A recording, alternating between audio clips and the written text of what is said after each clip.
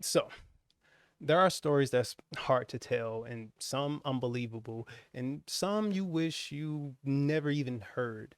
And sadly, this might be one of them. Sylvia Likens was brutally abused by the woman who promised to take care of her. And on top of that, it wasn't just her, it was her family and a large portion of the community. Now, again, this isn't an easy story to tell, and the fact that most people get angry when they hear this story lets me know this is not one to say, I hope you enjoy, but instead, I hope you're ready. Sylvia and her younger sister Jenny, who needed braces to walk due to polio, were sent to live with Gertrude Benazinski in July of 1965. Now, their parents, Lester and Betty Likens, weren't well educated and they had to work different and odd jobs just to make ends meet. So, desperate and out of money, they decided to join a traveling carnival, which meant they couldn't or wouldn't bring their children. Now, Sylvia's two younger brothers were gone to live with her grandparents, and their older sister Diana was married and already lived on her own. And it has been said that the mother, Betty, met Gertrude at the school where their children attended, and she'd agreed to take the girls for just $20 a week. And others said that Gertrude was just known for having five kids and her house was just where the neighborhood kids come and just hang out. But nevertheless, Sylvia and Jenny Likens ended up in that house. And now, Lester, being the protective, provisional father that he was, didn't inspect the house before leaving, because if he did, he would have found that Gertrude had no stove, no microwave. There were only enough beds and eating utensils for half the people in the house. And the only things that Gertrude left in her pantry were bread and crackers, and that most of the surfaces in her home were caked up with thick piles and layers of dirt. And on top of that, Gertrude, a 36-year-old woman, was already caring for seven of her own children. Paula was 17, John was 12, Stephanie was 15, Marie was 11, Shirley was 10, and James and Dennis were 18 months. So the first weeks went by well. They attended school, they attended the teenage functions, and they even went to church. But everything changed when one of the $20 payments didn't come in time, which quickly angered Gertrude and caused her to throw a temper tantrum, screaming at the girls, saying, I took care of you two bitches for nothing, and then forced them to lay across the bed with their skirts and their underwear around their ankles and started to beat them, only to receive the money the very next day. Shortly after this, Lester and Betty came home to check on their girls, but neither one of them said anything about the beating, and maybe because they were afraid of the punishment they would receive if their parents didn't believe them and just leave them like they previously did. So the next week, Sylvia and Jenny went through the neighborhood garbage trying to collect Coca-Cola bottles in order to sell for money to get candy. And when they came home with the candy, Gertrude accused them of stealing. And when Sylvia explained to Gertrude how they got the money and how they got the candy, Gertrude accused them of lying and beat them again. And one day, the Gertrude children came home from a church meetup and told Gertrude that they were disgusted on how much food Sylvia was eating. Gertrude then told Sylvia that she was afraid that she might do something to hurt or ruin her physical appearance, and forced the poor girl to eat a hot dog piled with condiments. And when she vomited, Gertrude forced her to scoop up the vomit and eat it. It was said that Gertrude and Paula was jealous of Sylvia being young, beautiful, and attractive, and Paula being the same age, but she was overweight and already pregnant. Now, soon after, their parents stopped by again, but under the instructions of Gertrude, they said nothing. Now, let's pause. I know a lot of you are saying they should have just said something, but let's take account of the people we are talking about. I am convinced that a person or people who will leave their kids with a stranger for just a low price of just $20 a week to join a traveling carnival with no regards of the living condition cares nothing about their kids. And I do believe that if these children had enough trust in their parents to provide the protection, they would have said something, but they didn't. But hey, that's just me. I don't know anybody's living life situation. So let's get back to the story. One day in August, Gertrude overheard Sylvia say that she allowed a boy to touch her. Then Gretchen inexplicably burst into a fit, started calling Sylvia all sorts of names and accusing her of being a prostitute, and told the rest of the people in the house, or the rest of the kids in the house, that Sylvia was pregnant because she let a boy touch her vagina. Then, out of nowhere, Gretchen struck Sylvia, knocking her down on the ground, and then she repeatedly started to kick her in the crotch. And when Gertrude was finished, Sylvia attempted to sit down, but Paula threw her out the chair and told her she wasn't fit to sit in chairs.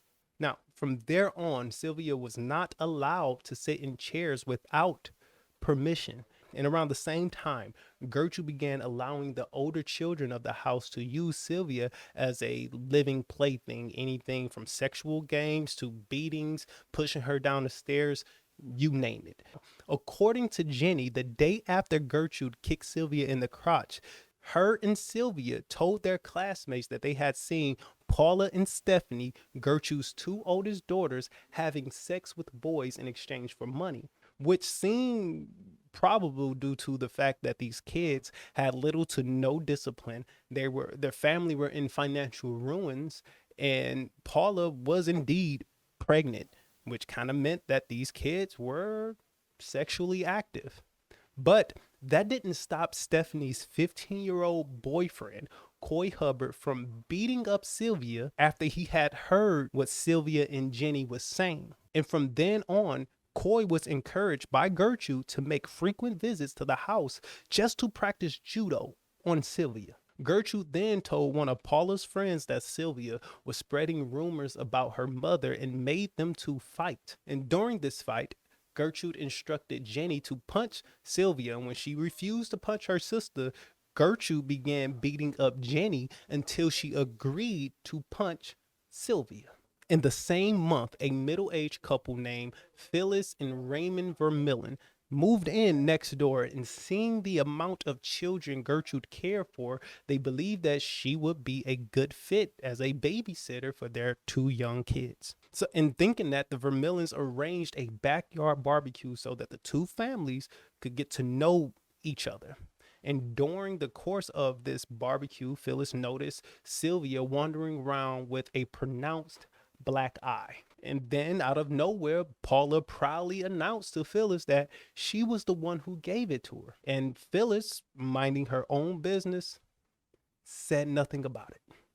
And it's also said that 2 months after the barbecue, Phyllis went to the Gertrude's home to borrow something. And while she was there, she noticed Sylvia wandering around in a daze with a swollen lip and a black eye that was swollen shut. And to demonstrate how this happened, Paula took off a belt and began to beat Sylvia in front of Phyllis. And still, Phyllis, minding her own business, neglected to say anything to the authorities. Days later, Sylvia came home from school and told Gertrude that she needed money for a sweatsuit for gym class. And when Gertrude told Sylvia that they couldn't afford it, Sylvia just went out and stole one. And when Sylvia confessed, Gertrude threw another temper tantrum, throwing her on the ground, and again started to repeatedly kick her in the crotch. And after she was done, she said that she had a cure for sticky fingers and burned each one of Sylvia's fingertips with a lit cigarette.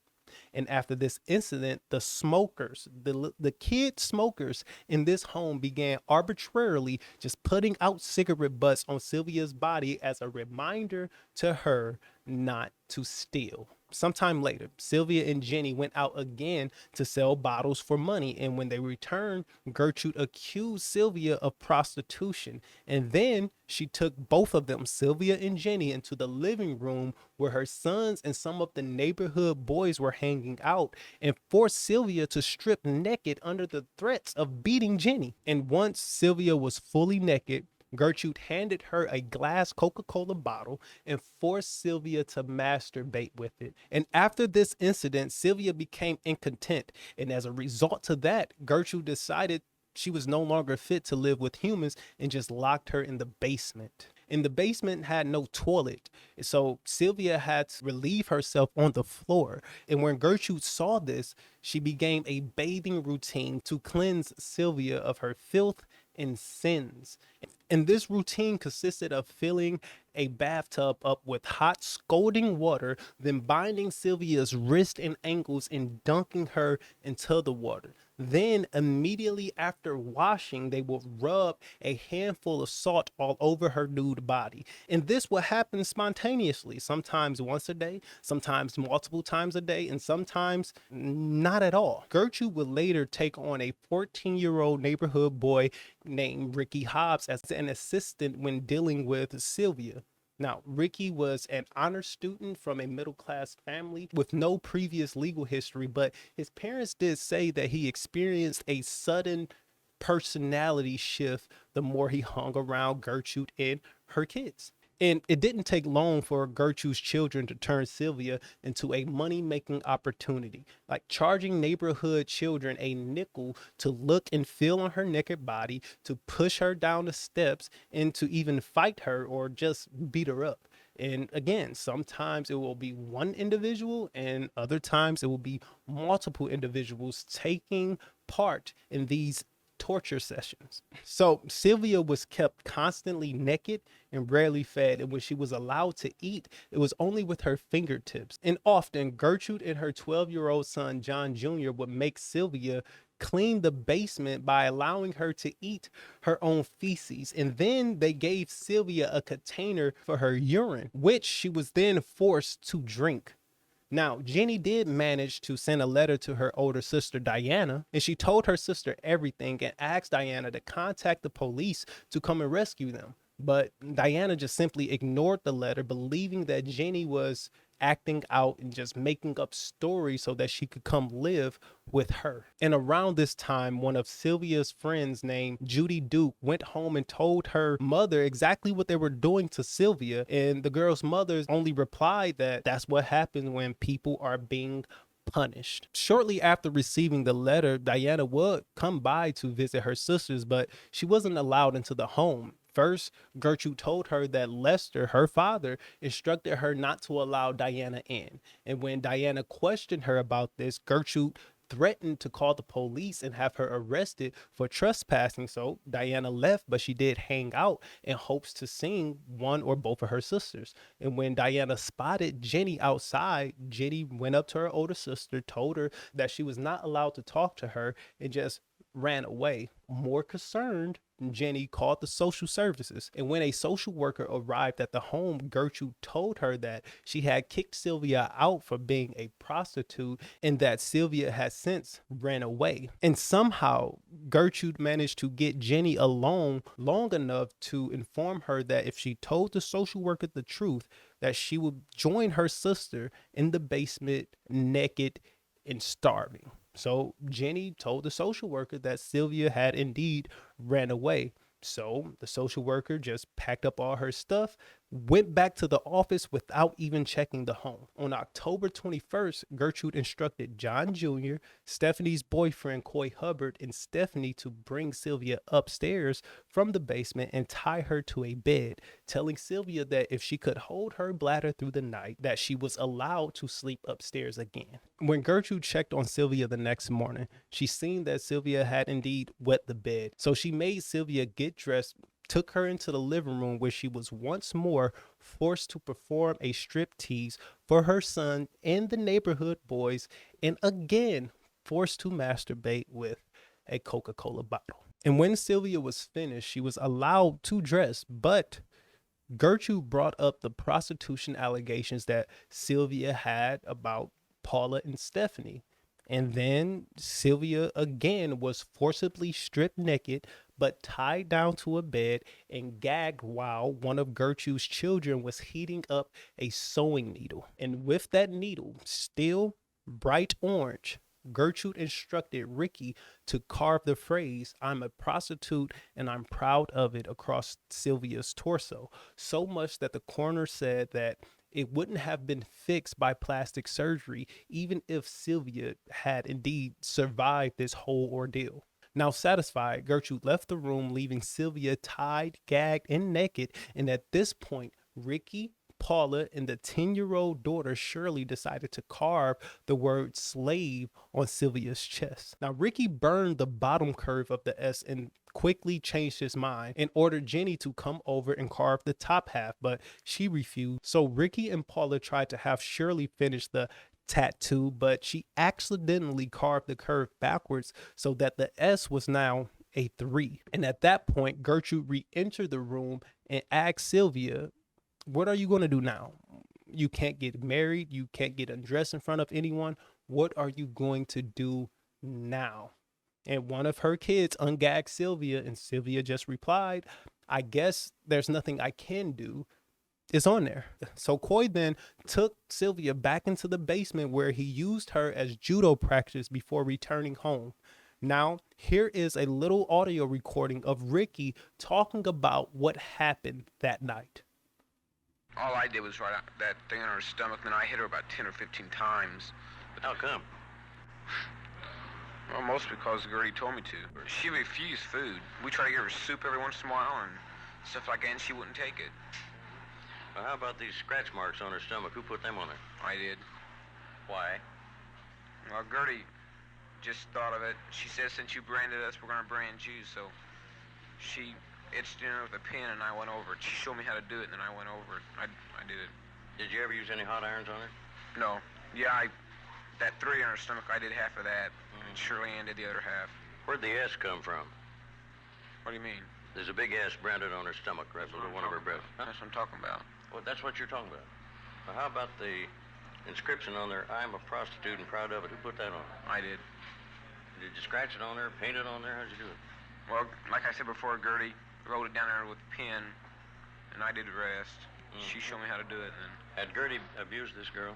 Yeah. In the middle of the night, Jenny snuck down to the basement to visit her sister, where Sylvia told her that she could tell that she was going to die there. And shortly after Jenny's visit, Gertrude went back into the basement and brought Sylvia upstairs and allowed her to sleep. Now, October 23rd, once Sylvia was awake, Gertrude and Stephanie took her into the bathroom and gave her a warm, soapy bath. And when Gertrude realized that Sylvia just might be dying, she forced her to write a letter or a note saying that a gang of boys beat her up. The plan was to blindfold her and dump her in the nearby woods with the note. And hearing that, Sylvia tried to escape, but Gretchen and one of the boys stopped her and threw her in the basement. Now, once Gertrude settled Sylvia down, she took her to the kitchen where she made toast. And Sylvia did attempt to eat it, but she couldn't swallow. And when Gertrude seen that, she took down a curtain rod from the kitchen and began to beat Sylvia in the mouth with it. John then took Sylvia into the basement and tied her up while Gretchen prepared a plate of crackers for her. And when Sylvia was offered the crackers, she replied, "Feed it to the dog, it's hungrier than I am." And when Gretchen heard this, she started to punch Sylvia repeatedly in the stomach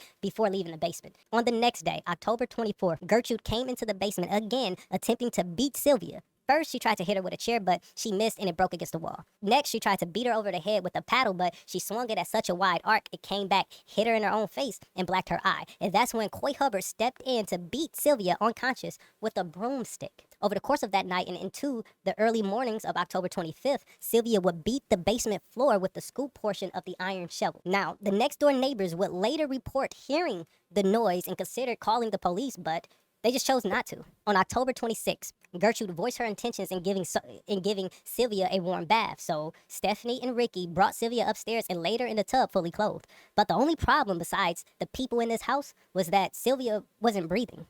Now, Stephanie tried to give Sylvia CPR, but at this time, Sylvia had already been gone. So Gertrude instructed her children to take Sylvia's body into the basement and strip it naked. She then told Hobbs to run to the nearby payphone and call the police. When the police arrived, Gertrude gave them the letter that she made Sylvia write, and that's when Jenny whispered to one of the police officers and said, "Get me out of here, and I will tell you everything." Now, at the trial, Gertrude denied knowledge of the torture and claiming that the children must have done all of it. So she enters pleas of guilty and not guilty by a reason of insanity. I did never beat that girl. Never. She was beat up on by other girls. In fact, my own daughter socked her in the jaw and broke her wrist. And so, I mean, there you go. And girls around the neighborhood beat her up, bloodied her nose. One girl broke her nose, in fact, I think. Were you ever in contact with the police on any of these occasions? Well, in the last 2 weeks, in fact, I think if you talk to my daughters, I'd ask them to the children's father and I are divorced, and he's a policeman in Beach Grove, or was. And I've asked the girls repeatedly to call their dad and ask him what to do. And in fact, I asked Jenny, I said, Jenny, and I told Sylvia, I said, Sylvia, I'm going to have to call the police or somebody because I can't have the responsibility. Well, I'll come in and she come up from the basement, and we noticed she's cold and everything, so we carried her upstairs, give her a warm bath and artificial respiration. When she stopped breathing, we gave her a warm bath, and then she stopped breathing. And so I gave her artificial respiration for about 10 minutes. And then I went and called the police. And on May 19th, 1966, a grand jury found Gertrude guilty of first-degree murder. Paula was found guilty of second-degree murder. Hobbs, Coy Hubbard, along with Gertrude's son, John, were all convicted of manslaughter. Gertrude and Paula were sentenced to life at the Indiana's Women's Prison in Indianapolis. The boys were sentenced to a 2 to 21-year term in the Indiana State Reformatory in Pendleton. And in 1971, the Indiana Supreme Court granted Gertrude and Paula a new trial due to a prejudicial atmosphere. But Gertrude again was convicted of first-degree murder on August 5th, 1971. And Paula pled guilty to a lesser charge of voluntary manslaughter and served about 2 years in prison. Now, 2 years after they were sentenced, the three boys were released on parole for good behavior in 1968. Now, in September 1985, Gertrude was released on parole, and she changed her name to Nadine Van Fossen and moved to Iowa, where she lived in obscurity until she died from lung cancer on June 16th, 1990. And Paula later married and moved to a farm in Iowa. John became a minister in Texas and started to counsel children of divorced parents.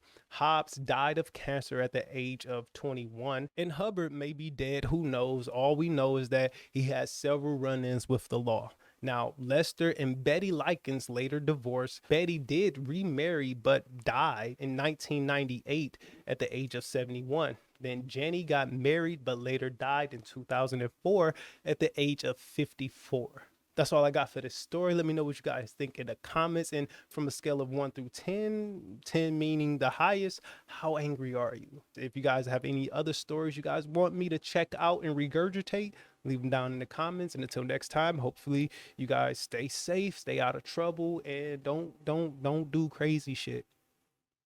Don't do crazy shit. But I'm out. Peace.